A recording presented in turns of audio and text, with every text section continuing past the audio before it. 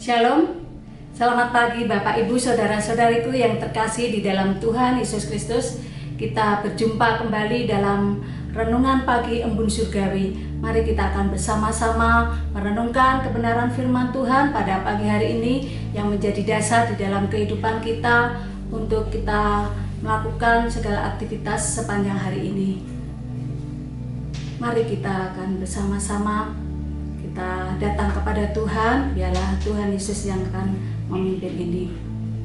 Bapa di surga, kami menyerahkan Tuhan waktu ini penuhnya ke dalam tangan kuasa Engkau untuk kami boleh merenungkan kebenaran firman Tuhan yang menjadi kekuatan dalam hidup kami. Terima kasih Tuhan Yesus.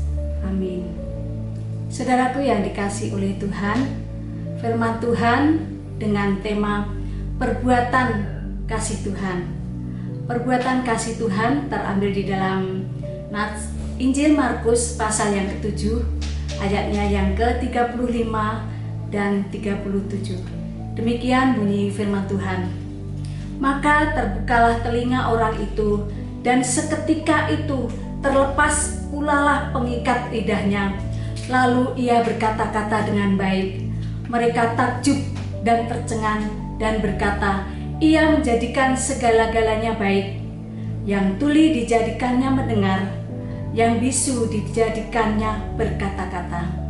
Saudaraku yang dikasihi Tuhan, kisah Yesus menyembuhkan orang-orang sakit dan yang punya kelemahan pasti punya tujuan. Apa yang tujuan Yesus untuk menyembuhkan orang yang sakit dan punya kelemahan? Yaitu adalah untuk menampakkan perbuatan kasih Allah. Perbuatan kasih Allah akan nyata. Perbuatan kasih Allah yang tidak terbatas kepada manusia. Yesus bahkan menerima semua orang yang membutuhkan pertolongannya tanpa membeda-bedakan siapakah itu, termasuk diri kita. Saudaraku yang dikasihi Tuhan, mari kita melihat bagaimana cara Yesus menunjukkan perbuatan kasih-Nya, yaitu perbuatan kasih-Nya di saat banyak orang ada bersama-sama dengan Yesus. Yesus memisahkan orang yang sakit dengan orang banyak itu agar dapat berhadapan langsung. Banyak orang datang kepada Yesus, dia ingin disembuhkan. Juga ada orang yang ingin melihat siapakah Yesus itu. Saat inilah cara Yesus menunjukkan perbuatan kasih-Nya, memisahkan mana orang yang sakit dan orang yang banyak agar dapat berhadapan langsung. Yang kedua, cara Yesus menunjukkan perbuatan kasih-Nya yaitu dengan menyapa dan memberi perhatian khusus kepada yang sakit. Perhatian yang khusus diberikan khusus kepada orang yang sakit agar segera sembuh. Di sini Paulus menyampaikan di dalam nas Injil Markus, yaitu dengan Yesus menunjukkan jari dan tangan Yesus.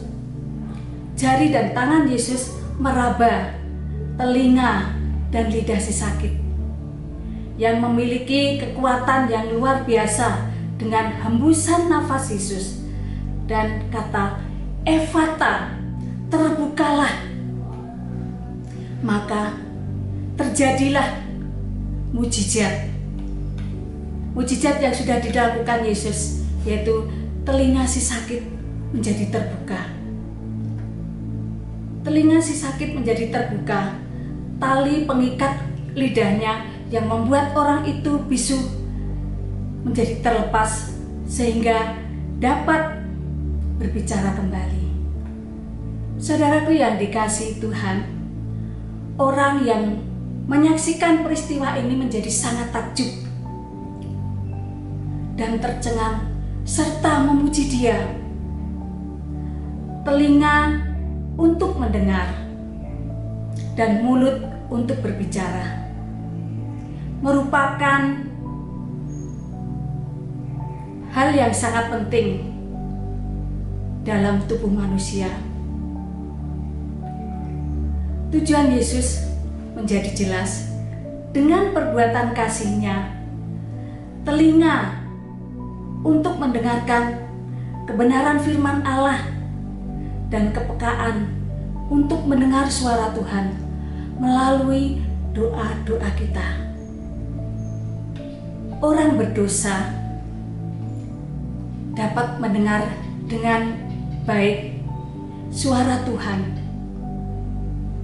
dan akhirnya orang berdosa bertobat karena mendengar suara Tuhan dengan baik. Orang percaya dapat berbicara dan berkata-kata dengan baik untuk menyampaikan kebenaran firman Allah dengan memahami firman-Nya agar dapat menjadi saksi Tuhan.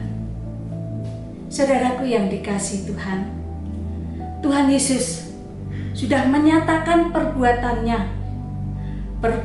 kasih-Nya kepada kita melalui mujizat dan kuasa-Nya. Marilah percayakan hidup kita hanya kepada Tuhan Yesus Kristus yang menjadi penolong hidup kita satu-satunya. Mari kita berdoa. Terima kasih Tuhan untuk kebenaran firman-Mu. Biarlah Engkau meteraikan di dalam kehidupan kami, sehingga kami boleh melihat betapa besarnya kasih Tuhan, perbuatan kasih Tuhan yang luar biasa di dalam kehidupan kami dan kehidupan setiap umat-Mu. Biarlah kami boleh mendengar suara Tuhan melalui firman Tuhan. Kami boleh mendengar dan menyampaikan doa-doa kami hanya kepada Tuhan. Terima kasih Tuhan Yesus untuk kebenaran firman-Mu ya Tuhan, yang kami dapat melakukan, kami dapat mendengar, kami berbicara tentang cinta kasih Tuhan, perbuatan kasih Tuhan yang luar biasa. Terima kasih Tuhan, dalam nama-Mu kami berdoa dan ucap syukur. Haleluya. Amin. Tuhan Yesus memberkati kita.